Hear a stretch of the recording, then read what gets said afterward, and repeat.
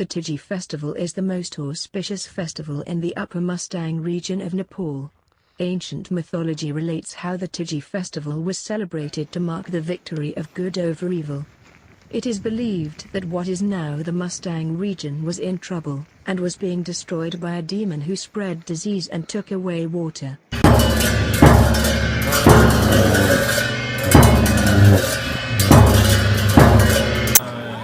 Tiji भन्नेले हामीले अब full फर्ममा त्यहाँ छिटो हुन्छ त्यसको चार्ज चाहिँ हामीले अब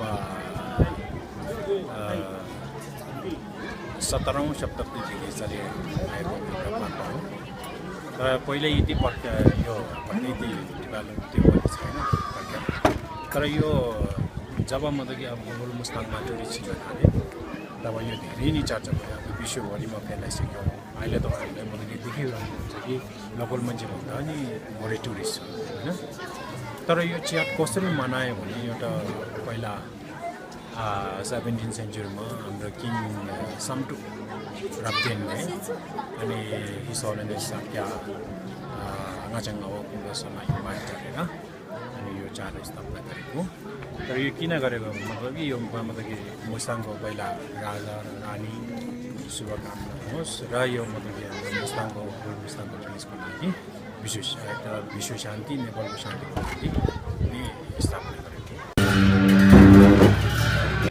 Dorje Jono fought and defeated this demon, and the festival celebrates his victory with prayer chants and colorful dances. Dorje Jono, known also as Dorfurba, Vajrakala, or Vajrakama, is the name of a deity in Vajrayana Buddhism, an age-old Buddhist practice in India and Nepal. The Buddhist masters Padmasambhava, Vimalanatra and Shilamju, of Nepal, went on to introduce this practice to Tibet during the 8th century CE, where it then branched into many lineages. Padmasambhava instructed the major steps in the sacred dance of Vajrakala at Sain Monastery in Tibet. Code Monastery at Lomanthang in Upper Mustang is famous for its performance of Vajrakala practice and ritual. However, the Tiji festival in Upper Mustang did not start until the 17th century, when the Mustangji king Sanda Prabhu invited Sakyatrajan Gawang Sinam to come to Lomanthang.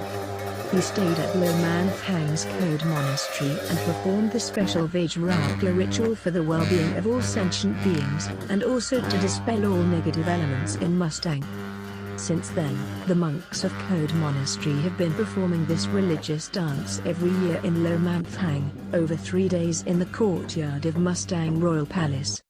Originally it was performed at the end of the 12th month of the Tibetan calendar, but nowadays it is performed during 3rd Tibetan month, May.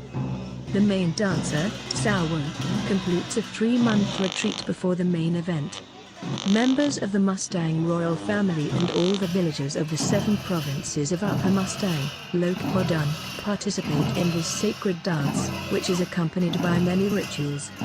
In the Mustangji Lobo dialect it is pronounced as Tiji, or Tenchai, and is a part of the meditation practice based on the Tantra texts related to Vajrakila. There are 2 kinds of activities in the build-up to the meditation. First, peaceful dance steps, followed by the subjugation of negative elements, depicted in the male or second stage of the dance. There are 3 major stages of the dance ritual. In the preliminary part of the dance, there are 15 steps. Then in the main part, the generation of the celestial palace and generation of deities are depicted with 2 steps. In the conclusion, there are steps to clear away eternal and nihilistic views and to provide auspiciousness.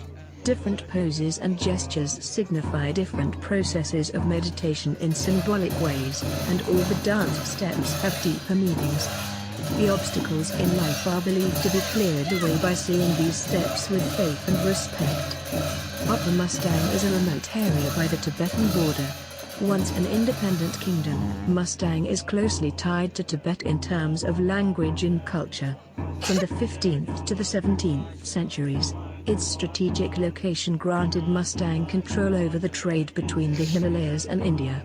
At the end of the 18th century, the kingdom was annexed by Nepal and became a dependency of the Kingdom of Nepal. In 2008, however, the monarchy ceased to exist by order of the government of Nepal. The last king Jigme the Beast died in 2016.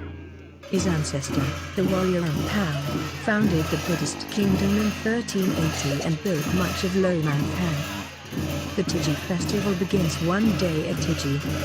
Early in the afternoon, horns resounded, announcing the two 12-foot copper dungeons, with their elephantine blurting, followed by two double-reeled horns, all accompanied by drum and cymbals. Next, an ancient and enormous thanka 3 stories high was unrolled down the entire south wall of the square. The thanka portrayed Padma Sambhava or Guru Rinpoche, who brought this ceremony to Tibet in the 8th century.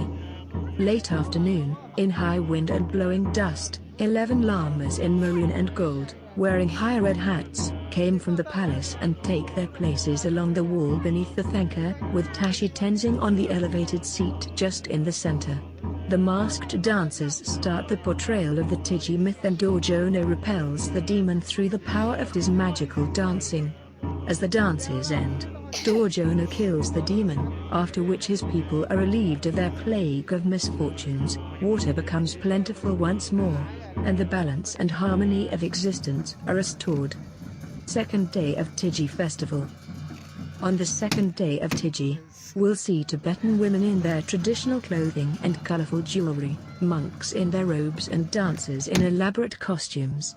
The King of Mustang wears a whole crown of tiny river pearls set off by dozens of large red coralline stones interspersed with much ornaments of turquoise. The costumes and masks, the 12-foot horns, the gold cups of wheat, the butter cakes, the snow peaks and wind and dust and sun, the Métis, snow leopard, snow pigeons, saligrams, the dying glacier and the desert ruins, the drunks and rajas and foreigners, the dogs and yaks. Third day of Tiji and end of festival. On the third day, Tiji ends with the ceremonial destruction of the evil remains, represented by some long black yak hair and red torma cakes minced to a dark red gari. The demon's red remnants are set out on an old tiger skin, whereupon they are attacked by bow and arrow, slings, and the old guns. The poor devil's remains are overturned upon the ground, each time to a wild cannonade from the old muzzle loaders and a wave of cheers and smoke.